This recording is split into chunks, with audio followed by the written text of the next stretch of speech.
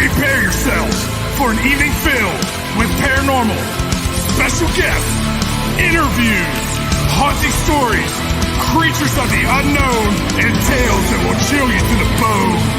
Brought to you by the UPRN Network and Pittsburgh Paranormal Society. Take a walk into the night with Shawn Kelly.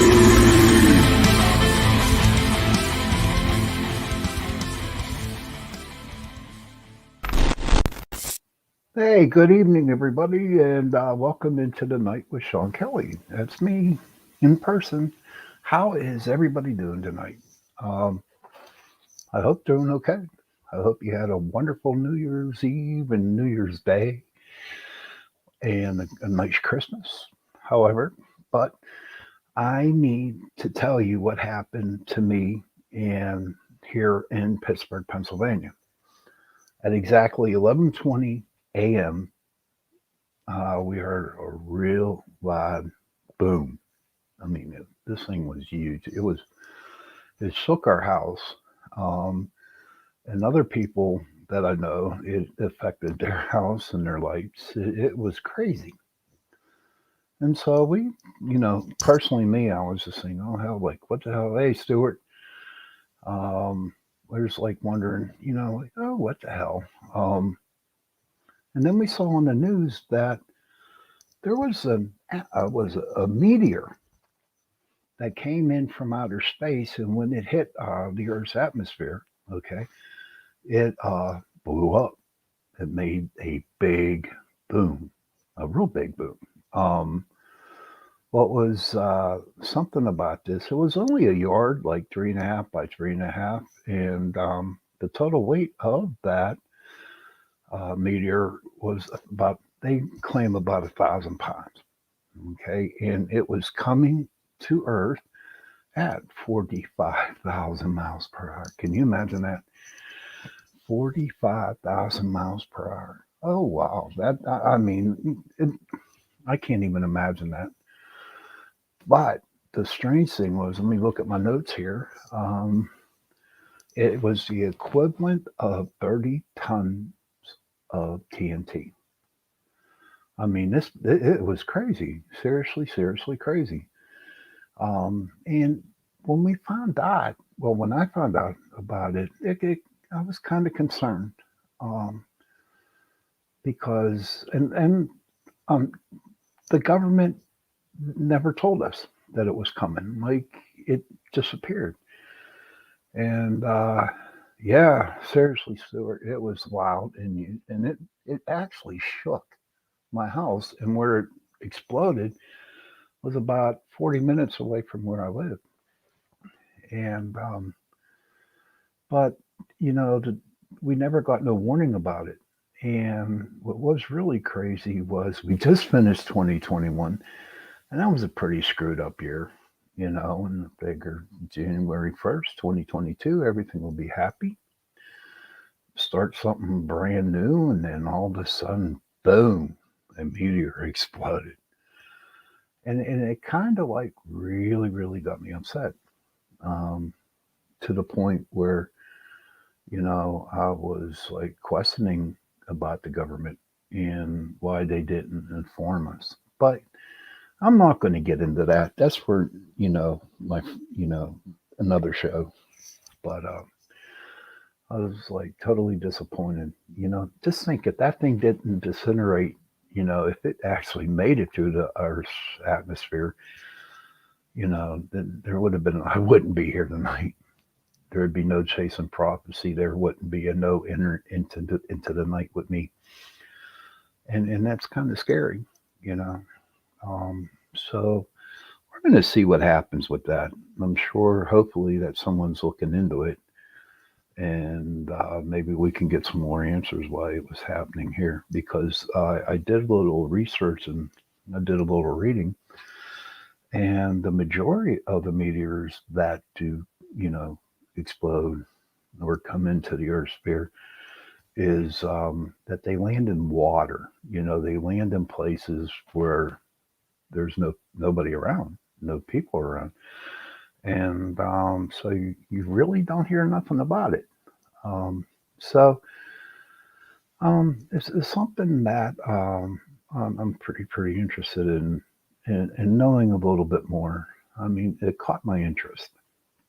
Um, the other day, well, my last week's guest, Carmen, her and her husband were on, and they talked about, how they saw like trucks that were unmarked, and there's a lot of stuff that is happening on their mountain where they live.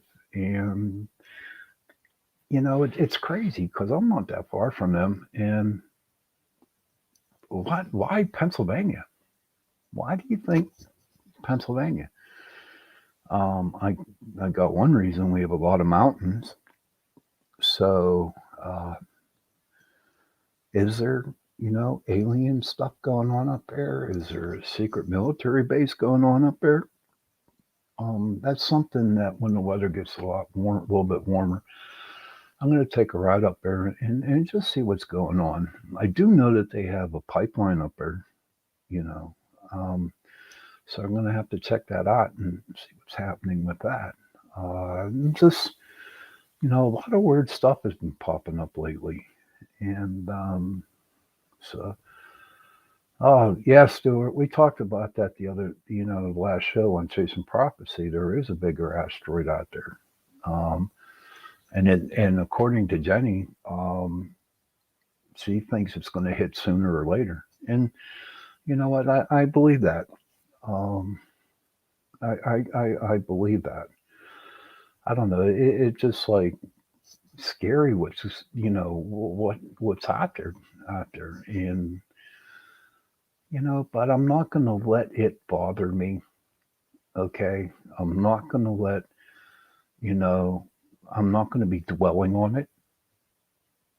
To me, because if I don't, then I'm going to get ulcers. I'm going to get headaches, and then I'm going to start going into depression, and I'm going into anxiety, and I'm going to be very paranoid, and I don't want to be there again. Um,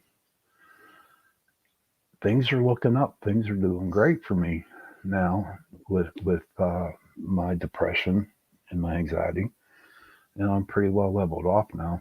Of course, I have to take some medication for it, but you know what? That's okay. See, for the longest time, I knew that I did have a lot of major depression, but I did not want to work, get help for it because even though I'm investigating now, at the time, I was doing a lot of investigations for ghosts. And I thought that if I was on certain medications, that my ability to sense, feel, and hear and see ghosts would go away or disappear, and I didn't want that to happen. So I didn't take the medication. I didn't seek help. But you know, lately, say back in November when no, that was like October. I started taking the medication, and I come to find out that nothing changed. I still can see, hear, feel ghosts, and I'm okay with that. It took me a long time. I beat myself up for a very very long time with that.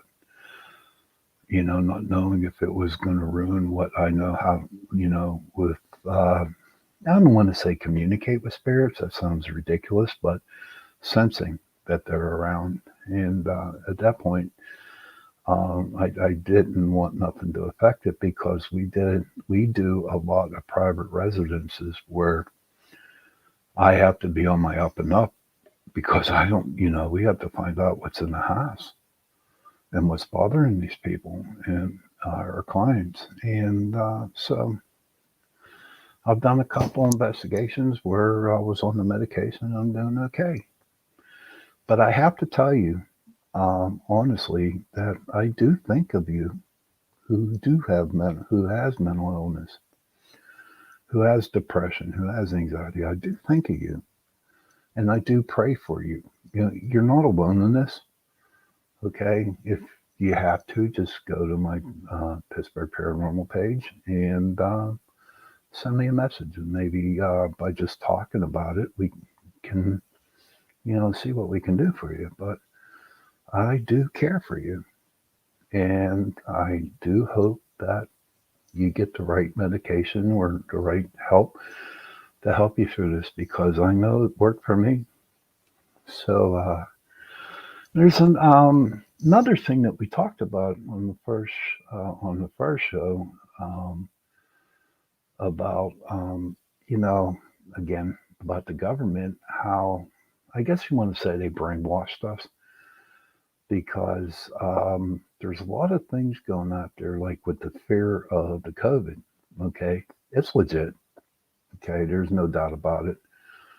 Um, but what's scary is how people are afraid that they're going to get sick.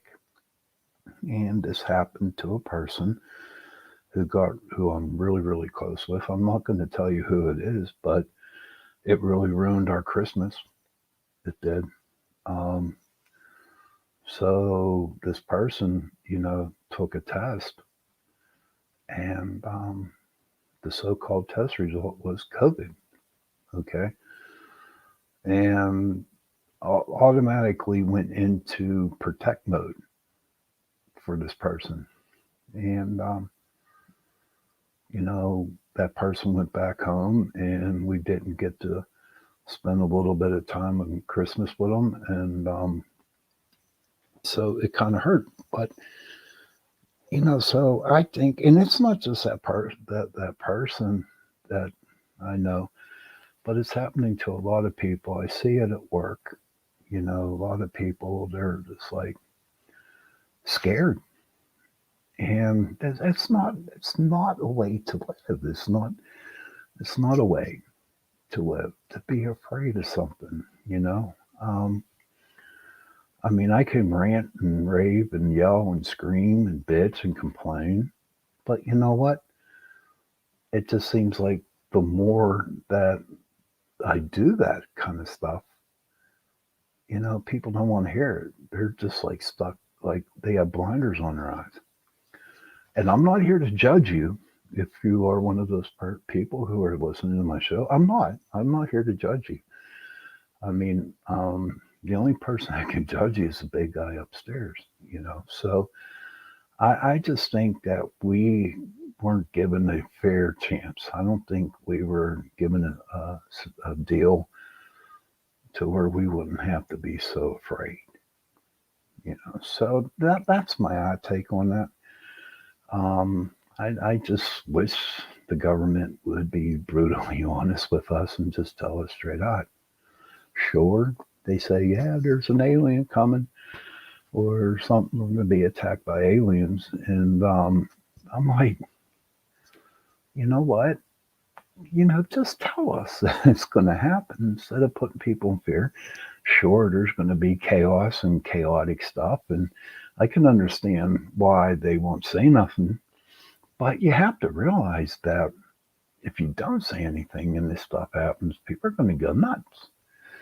But I know in this day and age, okay, I know this day and age that it wouldn't affect us because, we are learning a little bit more on what we're taught about, UFOs, aliens, COVID, whatever, so it don't really it really wouldn't be surprised if a spaceship just landed in my backyard. I'd be like, wow, that is cool.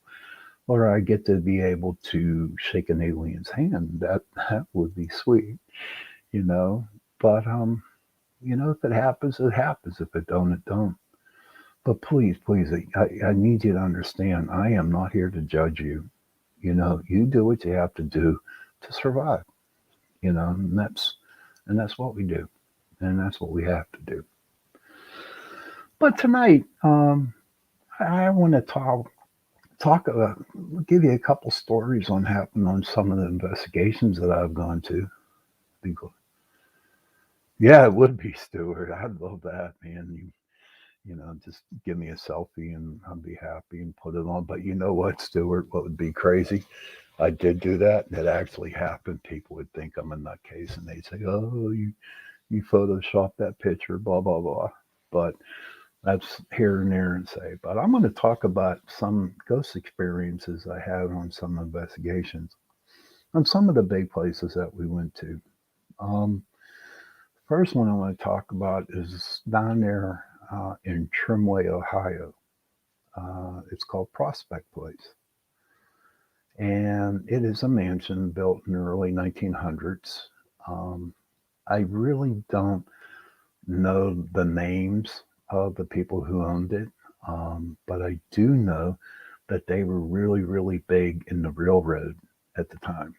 And but also they also had um, they were part of the Underground Railroad, and the way they had it set up was it was easy access for people to escape from down south and up to the north. And they have this little place. It's down there.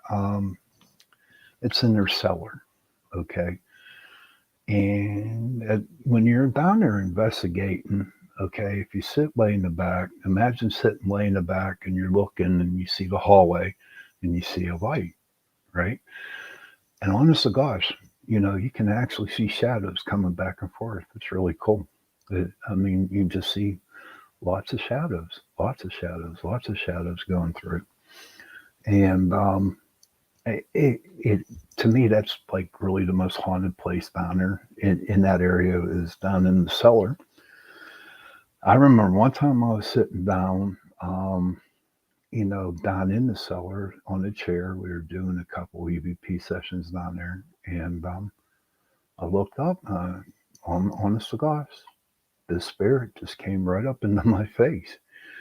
Caught me off guard there. It was kind of like shaking, and I was shaking and a little nervous. I was like, "Whoa, dude, where you been?" You caught me a little off guard.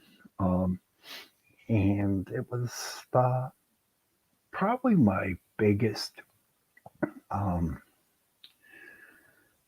situation that occurred down at Prospect Place. Not only is their cellar pretty haunted, um, they also have the barn. And the story behind the barn is that some of the guys, there were, when the slaves would run away or come up north, they would have people come and find them, you know, uh, bounty hunters, I think that's what they call them. And with the bounty hunters, they caught one and they hung him in the barn. And you know what?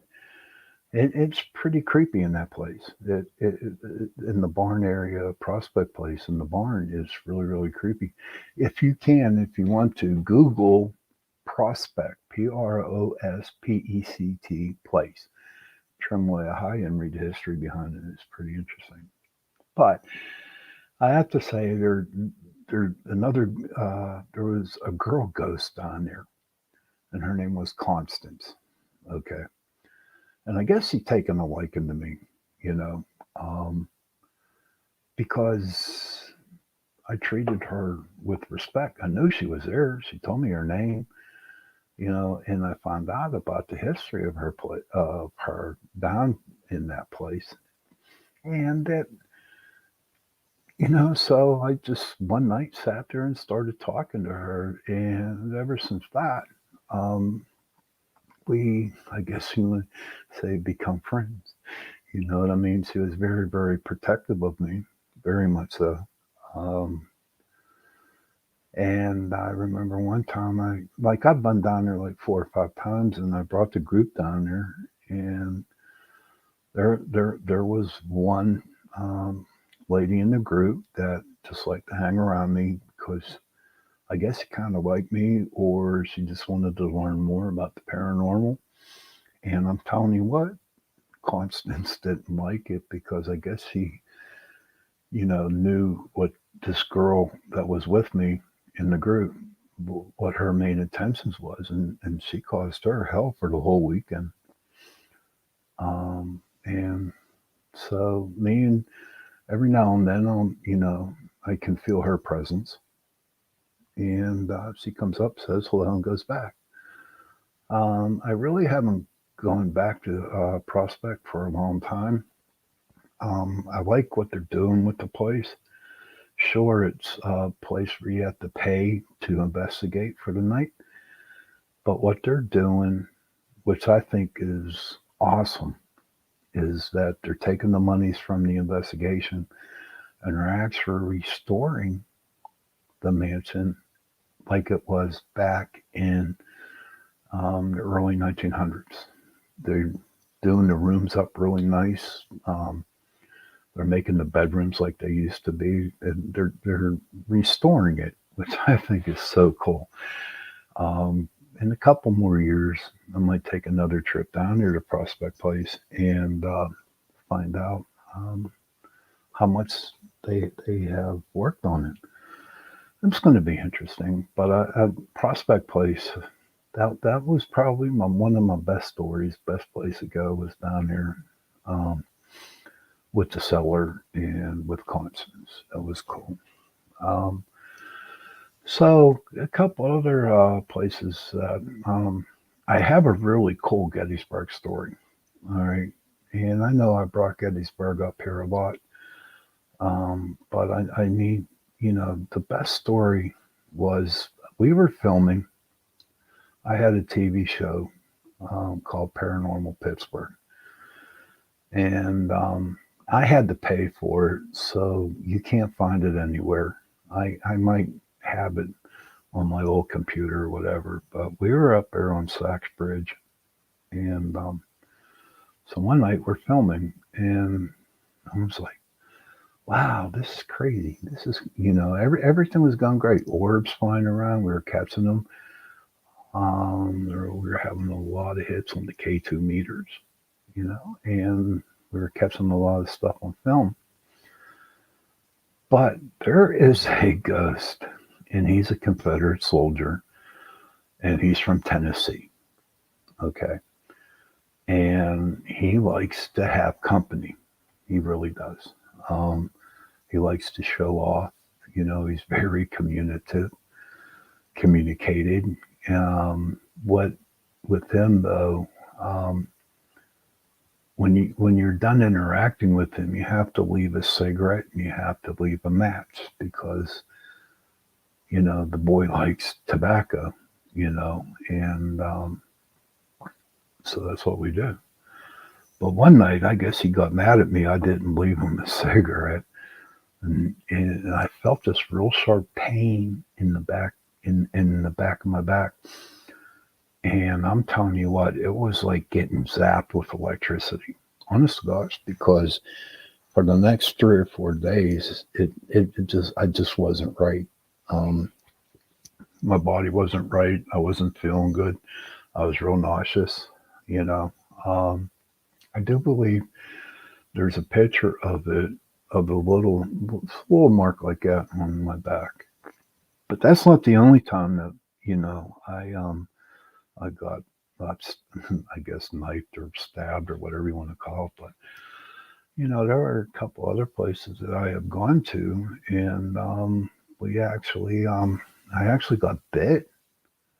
Yeah, someone spirit got mad at me and bit my arm. You can actually see the teeth marks but this was a long time ago. And I actually um, got kicked in the shins. So I figure it was a little ghost person or a little ghost kid or something like that. I don't know. But that was like really, really crazy. Definitely getting marked up. Definitely getting, I hate the word attack because being attacked, to me, being attacked is when, they really beat you up, or something seriously happens to you. And I just want to say that, they were jovial, you know, jovial encounters.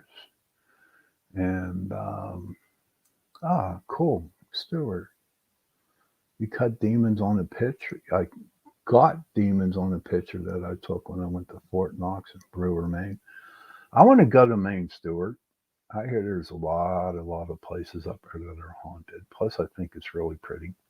I also watch Maine Cabin Masters too, so that's another reason why I want to go up there. But But there are many a times where I got punched, scratched, kicked, and I don't want to say verbally abused, but they had a couple few choice words for me there.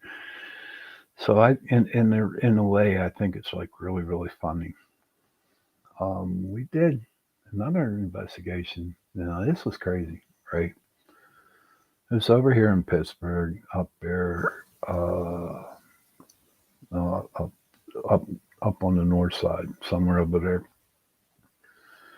And I got an email from my client, and she said, she explained how, her little girl was sitting in a room, you know, and the lady actually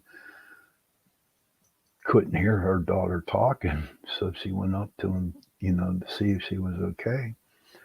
And the mother walked into the room, and the little girl turned to her mother and said, I want to see. I said, she goes, Mom, this is my friend Johnny. And Johnny wasn't there. And that really, really freaked the mom out. And so that's how we got in contact. Um, so we get there, we set up our cameras, and we actually, had communicated with Johnny.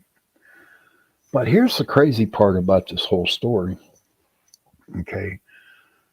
Johnny wasn't there to hurt the little girl. Johnny was there to alert her mother that there was something there that was evil. Okay.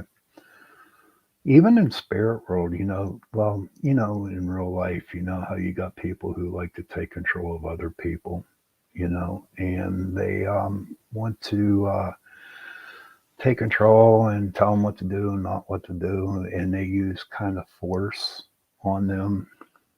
I don't know, I'm just being an asshole, I guess. But they're also like that in spirit, because you got to realize one thing. In spirit, if you're a good person when you're alive, you're going to be a good person when you're dead with your spirit. But if you're a really bad, negative person, a really nasty, asshole in life, you're going to be like that when you go to the other side. So, long story short, there was a real bad ghost that was controlling all the other ghosts in the house. Now, I know that sounds weird, okay? Because the house had about eight or nine different ghosts. And so what happened was that in order for me and my group to get there to take care or get rid of this evil ghost or bad ghost, they had to somehow get the mother to get in contact with us. And so we did. We got rid of the bad ghost, and the house became really peaceful. Very no more ugliness. And what was really sweet, that happened back in 2022. I'd have to say 2012, 2010, around that area. So about a couple of years ago, I got an email from the mom. And this was like 4 or 5 years after we investigated the house. And she said to me in the email, she said, I can't thank you enough for doing what you did, for my little girl and for our house. You made life a lot more easier to live there. And that kind of made me feel really good that I could do that. And that's just one. That's just one over of many that I have done. Um, and to me, it's not all about the money. It's not all about the best audio you can get, the best video that you can get, and for bragging rights or whatever the hell you want to call them. Just so that my clients, they just get a peace of mind. And then they can move on in life and live their lives. I won't have to say, I can't say ghost free, but because there's going to be ghosts all around all the time, all the time. But the bad one, we got rid of that one, and their life became more easier, which I think was so sweet. And that's another thing I'd like to bring up with the paranormal and children.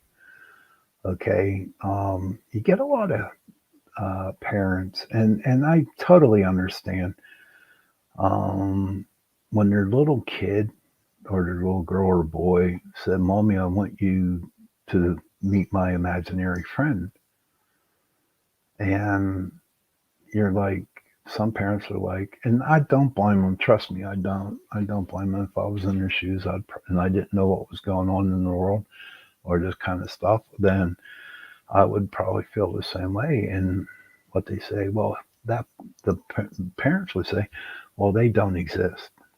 You don't have a friend. They don't exist at all.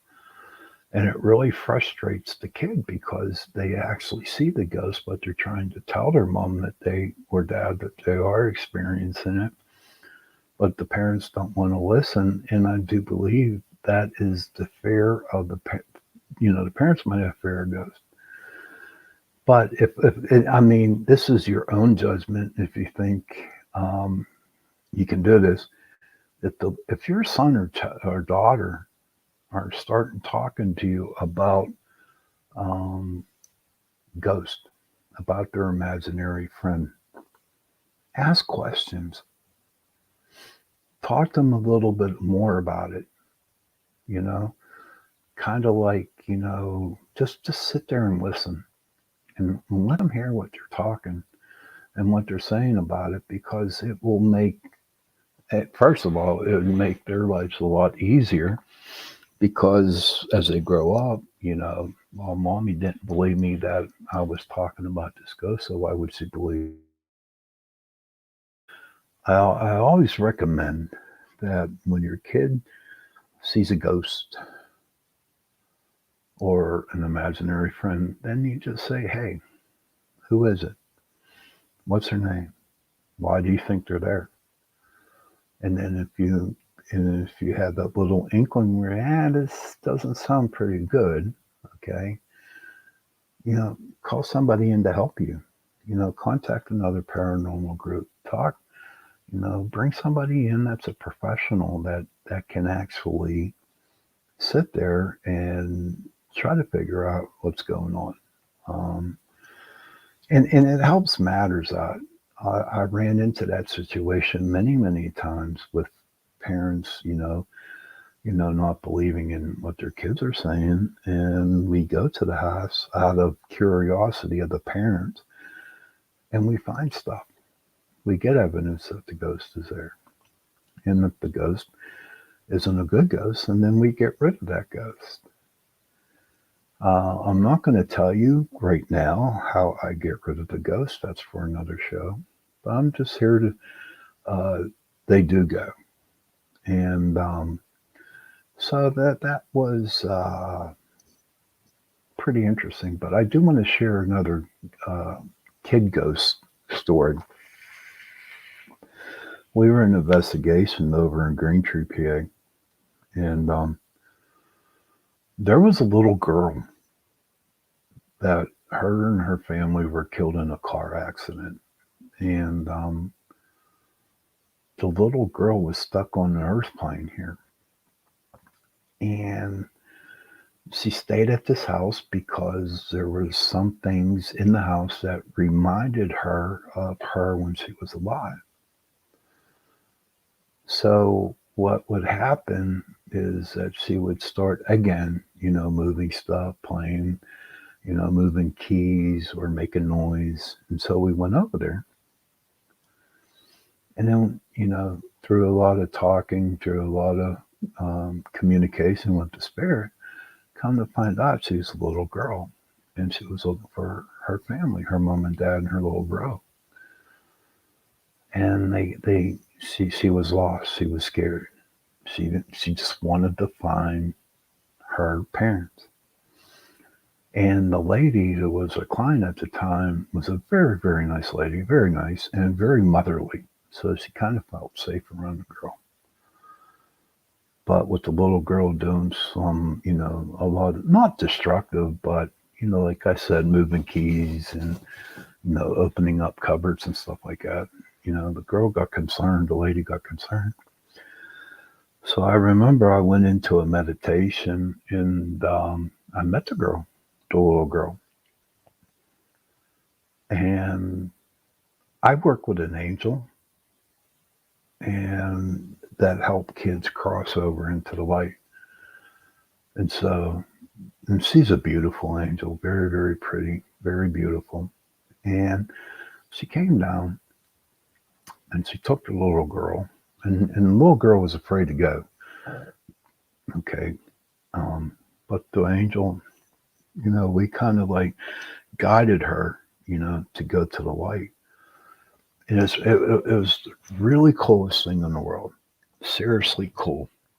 Um, when the light opened, when the light came out, her parents were standing right there waiting for her to come in. Hi, Chris. How are you tonight? The little girl's parents and her brother were there waiting for her, and it was look. I even got chills. I got chills right now. The spidey senses are kicking in. But it was a beautiful sight. Very, very sad, but in the meantime, it was very, very, it was a nice one. It was pretty cool. But, there were times that I have done investigations weren't that cool. Okay. We did one investigation.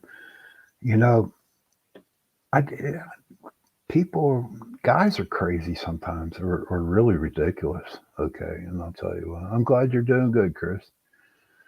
Um, and they're stupid because we were called to this one apartment where this guy and this girl lived.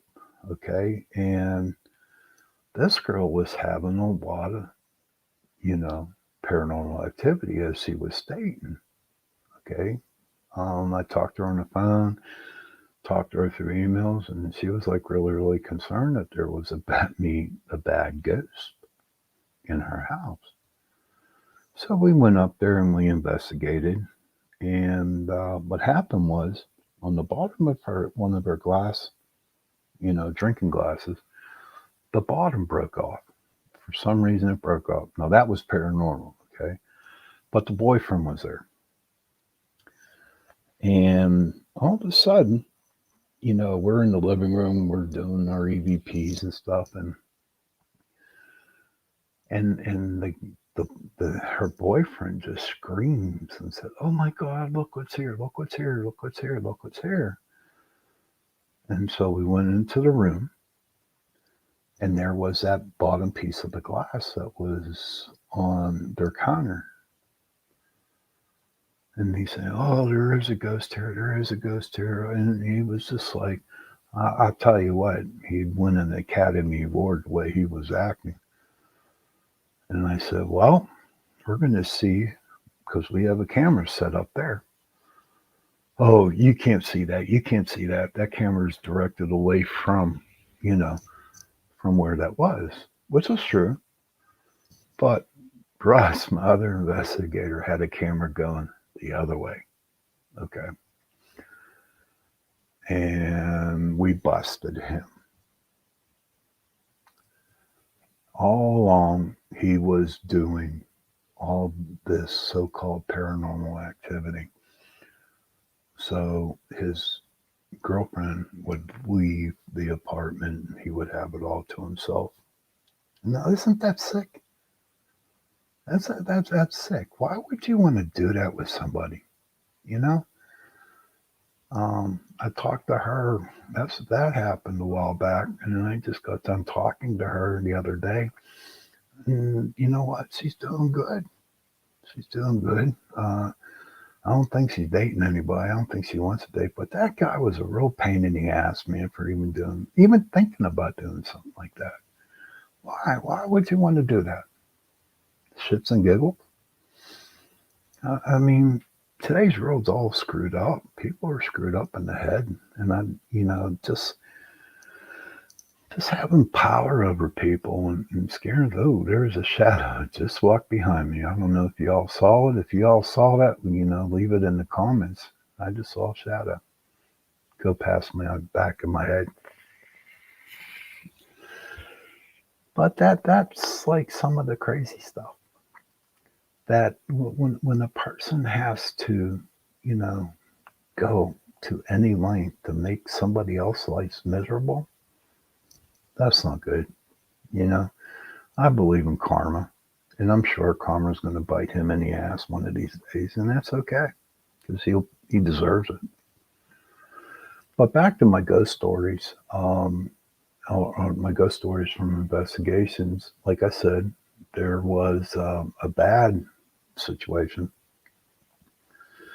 This young couple we became friends with a long time ago. Their father passed away, and what was crazy was the house was built on top of a cemetery, on top of a graveyard. And they could not sell their house. They could not sell their house. And they weren't asking for no outrageous prizes. Um, and people would come and they go away and they couldn't figure out why. Well, a lot, I mean, your house is built on a cemetery. What are you going to think? You're going to have ghosts. But come to find out that they had a run-in with a bad ghost. And like I told you before, if you're a bad person, when you die, you're going to be a bad ghost, which was causing a lot of crap. What they needed to do was sell the father's house in order to pay for some of the funeral expenses. And so we went up there, and went one-on-one with the ghost, and I cleared it. I got rid of it. And here's the coolest thing about that whole situation. We cleared it. A week later, they somebody bought their father's house, 50,000 more than what they were asking for. Just because that bad ghost went away. Really did.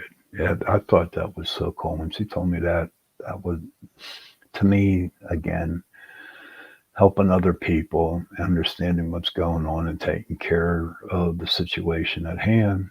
You know, they sold the house, and to me, that's the reward.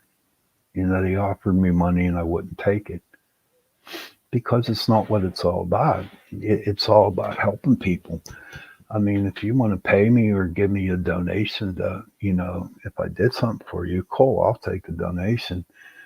But no, I don't want no money.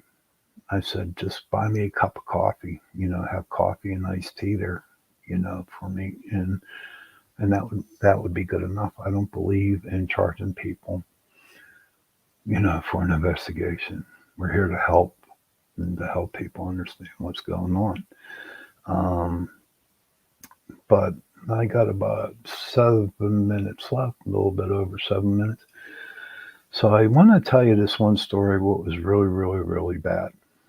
We went to an apartment up in Kennedy Township. And, the girls that lived in there, they messed around with the Ouija board, and they were doing witchcraft, and they weren't doing nice things with it either. They were young, okay, and they figured, being a Wiccan or being a witch and casting spells and, playing with the Ouija board was all, going to help them, get to where they needed. But what had happened was they conjured up something that wasn't nice. Okay. Do demons exist? Yes, they exist. And so I remember, I found out where the not a demon, but a wannabe demon. He was a real bad ghost, an evil ghost that wanted to become a demon. Okay.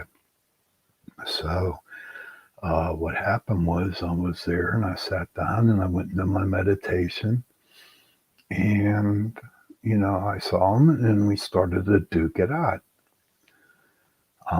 But that's for another story how I duke it out with a ghost. But I mean, we were really going at it. I mean, this ghost was strong. It was a strong ghost, and so we're duking it out, and um, all of a sudden he brought out his hellhounds, and they exist. I'm telling you, they exist. They're mean. They're scary. But in my back pocket, you know, I am I have a lot of animal spirits that work with me, and I have mine. His name is Lakota. He's big, he's bad, he's ugly, but he kicks butt. And I have a couple other wolves with me. So I mean, it was I was under for about an hour, duking it out with this dude. But here's the scary thing. Um, Here's the scary situation. It scared the shit out of me. So imagine where I'm sitting at, that's where the demon was at. Okay. So I'm in this meditation, duking it out. So to the right of the demon, this hole opened up, just like it's a perfect circle. Okay. Right next to the demon. And this black figure comes out of that hole, grabs the dude by the head, okay, and pulls him down into that hole, okay, and the hole closes up. And again, my goosebumps, okay, and that was a sight. That was a scary sight to see that happened.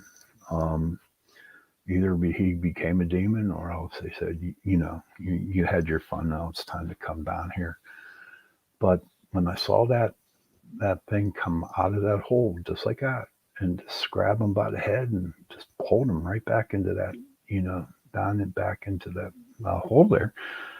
That was a little freaking creepy for me, So not all my investigations, are happy investigations. A lot of our investigations have to do with bad spirits.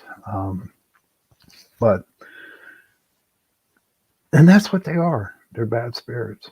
They're real. That's all they are. The movies, TV shows, everything is a demon. Everything is a demon. Everything's a demon. 99 point, I'd say 99.5% of the time, it's not a demon. Okay. Usually is just a ghost that does not. And I just saw another shadow walk back behind my back, and this is like so cool. But 99.5% of the time, it's just a ghost who's not liking what you're doing. And I'll explain a little bit more on that. Say like you went in and you bought your house, and the ghost lived at that house for the longest time, and that ghost like polka dotted wallpaper. Okay, they like that. The ghost like that polka dotted paper. Now I come in, I don't like it, so I tear it down and get rid of it. And that's when all hell breaks loose, because you tore down something that you liked. And there were a couple of investigations I had to go in, and it was like, tell the spirit straight out, It's like, dude, this isn't your house no more. I mean, the people don't mind you hanging around, but, you got to be a little bit nicer. And sometimes it worked, sometimes it didn't work. I don't know. But I know some places where, um, somebody took down a wall and did some remodeling on a house. And, yep, of course, they did it. And that really pissed the spirit off. And the spirit made sure what was happening, you know. So those are the little things. And it's getting pretty close to that witching hour here. I had a good evening tonight. You know, we had a good show on Chasing Prophecy. We're on UPRN Radio, 105.3 New Orleans, as my show is. I forgot to say that at the beginning. My producer might get mad at me, but I don't know. Um, if he does, he does. If he don't, he don't. But he and it was just a good night overall. It was the best 3 hours or 3.5 hours of radio that I did, and I'm looking forward to more better days. Now 2022, I'm going to take it as is. You know what I mean? I'm going to live 2020, 2022, one day at a time. You know, I mean, our last guest, I forget his name. I'm not good at names. Flood. He's from North Carolina. And I'm going to North Carolina, and we're going to do some investigating down in North Carolina. And I'm sure I'll, be able to, I will come back with some stories with that. If you have any ideas, what you want my show to do, talk about, it is into the night, and I do talk ghosts. I do talk paranormal and whatever, but there's also some of my shows that I just talk whatever's on my mind, and so whatever's going to happen is going to happen. Every now and then I'll have a guest on or something like that, but I really enjoy what I do, and I enjoy this show. I got a good producer. And Chasing Prophecy, Jason, Jenny, and Trish. I'm telling you. I mean, we're badass. We are. We kick some butt because we're a good show, and we get good people on. So, on that note, I'm going to say goodnight. And don't forget, I want you all to know that I do care about you. I do pray for you. And hopefully get to hear or see or talk to you next week. On that note, happy hunting.